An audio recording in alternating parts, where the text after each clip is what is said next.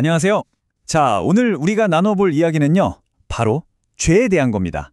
아마 우리가 평소에 생각하던 것과는 완전히 다른, 좀 더 깊은 이야기를 해보려고 해요. 단순히 이건 나쁜 행동이야 하는 목록, 그 이상이라는 거죠. 제가 여러분께 죄가 뭘까요? 하고 물으면 아마 대부분 머릿속에 딱 떠오르는 것들이 있을 거예요. 그쵸? 예를 들면 이런 것들 말이죠. 네, 맞아요. 거짓말하는 거, 남의 물건 훔치는 거, 다른 사람 마음 아프게 하는 거. 보통 우리는 이렇게 눈에 보이는 행동을 가지고 죄라고 생각하잖아요. 근데 오늘 우리가 살펴볼 관점은 여기서 딱 한 걸음만 더 깊이 들어가 보는 거예요.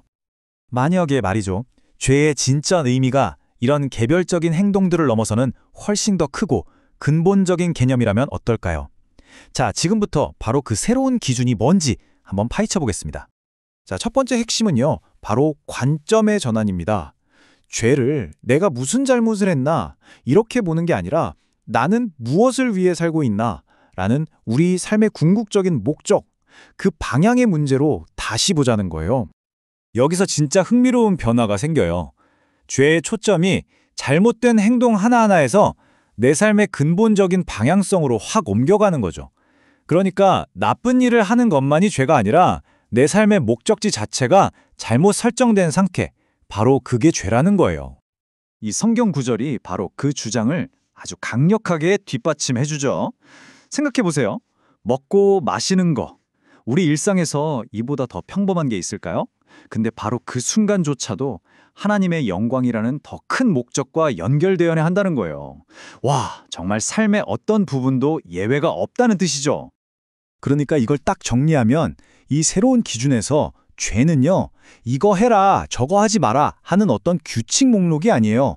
그게 아니라 우리 마음의 나침반이 지금 어디를 가리키고 있느냐, 바로 방향의 문제라는 겁니다. 좋아요. 그럼 이 더 높은 기준이라는 게 우리 실제 삶에서는 구체적으로 뭘 의미할까요? 이 관점이 우리 가치관을 어떻게 통째로 바꿔놓을 수 있는지 한번 살펴보시죠. 이게 바로 성경에서 말하는 살아있는 제사라는 개념하고 딱 연결되는 지점이에요. 그냥 교회 가서 예배드리는 걸 넘어서서 우리가 일하고 사람들을 만나고 심지어 쉬는 그 모든 순간이 하나님을 향한 예배가 되어야 한다는 거죠. 이 구절은 정말 중요한 질문을 던져요. 비유적으로 말해서 여러분의 인생의 보물을 어디에 쌓아두고 계신가요? 여러분에게 가장 소중한 가치는 뭔가요? 이 관점에서 보면 말이죠. 영원한 가치 대신에 돈이나 명예, 성공처럼 언젠가는 사라질 것들에 우리 인생의 목적을 두는 것. 이건 그냥 선택을 좀 잘못했네 이 정도가 아니에요. 우리를 만드신 창조주에게 아예 등을 돌리는 행위, 즉 배은망덕으로까지 본다는 겁니다. 굉장히 심각하죠? 근데요, 좀 이상하지 않으세요? 죄에 대한 정의가 이렇게나 심각하고 근본적인데 왜 대부분의 사람들은 이걸 그렇게 시급하게 느끼지 못할까요? 그 답은 의외로 우리 심리 안에 숨어 있습니다. 바로 이 일본 속담이 핵심을 꿰뚫어요. 빨간불이라도 여럿이 함께 건너면 괜찮다. 와, 정말 그렇죠. 이게 바로 우리가 죄책감을 어떻게 슬그머니 무시하게 되는지 그 심리를 너무나 잘 보여주는 말이에요. 보세요. 이 4단계를 보면 개인의 양심이 집단 속에서 어떻게 스르르 녹아 없어지는지가 보이죠. 에이, 나만 그런 거 아니잖아. 다들 그렇게 하는데 뭐. 이런 생각으로 스스로를 합리화하고 결국엔 잘못된 행동을 그냥 아무렇지 않게 여기게 되는 거예요. 사실 우리 모두에게 꽤 익숙한 과정 아닌가요? 근데 놀라운 건 이런 심리적인 패턴이 정말 오래됐다는 거예요. 성경에 거의 첫 이야기부터 등장하거든요. 아담과 하와도 그렇고 바벨탑 사건도 그렇고 전부 혼자가 아니라 함께 잘못을 저지르면서 그 책임을 어떻게든 나눠보려는 시도였던 거죠. 자, 이제 좀 냉정하게 들릴 수 있는 결론으로 넘어가 볼게요. 삶의 목적이 잘못됐다는 이 기준, 그리고 다들 그러니까 괜찮아 하고 군중 속에 숨으려는 이 경향, 이게 바로 모든 사람에게 단 한 명의 예외도 없이 적용된다는 겁니다. 이 구절만 딱 보면 희망이 있나 싶어요.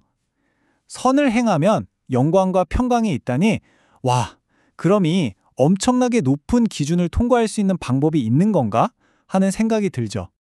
그런데 바로 여기서 엄청난 반전이 있습니다. 이 구절은요, 사실 이렇게 하면 구원받을 수 있어 라는 제안이 아니라는 거예요. 오히려 그 누구도 도달할 수 없는 완벽한 기준을 딱 제시해서 봐라, 너희는 안 되지? 하고 우리 모두를 고발하는 일종의 법정 진술 같은 거라는 거죠. 그리고 이어지는 이 구절이 바로 그 최종 판결문입니다. 모든 인간은 하나님의 영광을 위해 살아야 하는 그 기준에 미치지 못한다. 의로운 사람은 단 한 명도 없다. 이렇게 확정적으로 선언해버리는 거죠. 그러니까 이걸 확실히 하자면요. 아까 봤던 선을 행하면 된다는 그 구절은 이런 사람은 예외야 하는 구멍이 아니에요. 오히려 그 반대죠.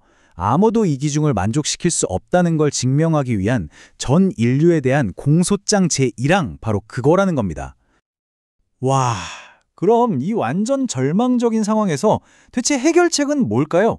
오늘 우리가 이야기한 이 죄에 대한 새로운 정의가 왜 신학적으로 십자가를 그토록 절실하게 만드는지 마지막으로 한번 연결해 보겠습니다. 근데 왜 우리는 이렇게 심각한 상태를 잘 못 느낄까요? 그 핵심은 바로 우리가 죄의 방향을 잘못 알고 있기 때문이에요. 우리는 보통 죄를 사람 대 사람, 그러니까 수평적인 문제로만 생각해요. 내가 누구한테 잘못했을 때 죄책감을 느끼죠. 하지만 오늘 우리가 본 관점은 죄는 근본적으로 하나님을 향한 수직적인 문제라고 말하는 거예요. 이 인식의 차이 때문에 우리가 그 심각성을, 그 시급함을 잘 못 느끼는 거죠. 이 자료의 저자가 자기 경험을 이렇게 이야기해요. 내가 진짜로 회개했을 때 느낀 건 내가 규칙을 어겼구나 하는 죄책감이 아니었다. 그게 아니라 나를 이렇게나 사랑해 주신 하나님과의 관계를 내가 망가뜨렸구나 하는 그 압도적인 슬픔이었다. 라고요. 자, 이 도발적인 지분을 마지막으로 남기면서 오늘 이야기를 마무리할까 합니다. 만약 우리 삶의 진짜 목적이 하나님을 영화롭게 하는 건데 우리 중 누구도 그걸 해낼 수 없다면 우리에겐 과연 어떤 희망이 있을까요? 오늘 우리가 살펴본 이 주장은요, 바로 이 절망적인 지점에서 십자가라는 유일한 해답을 제시합니다. 이 이야기가 여러분 각자에게는 어떤 의미로 다가오는지 깊이 생각해 보시는 계기가 되었으면 좋겠습니다.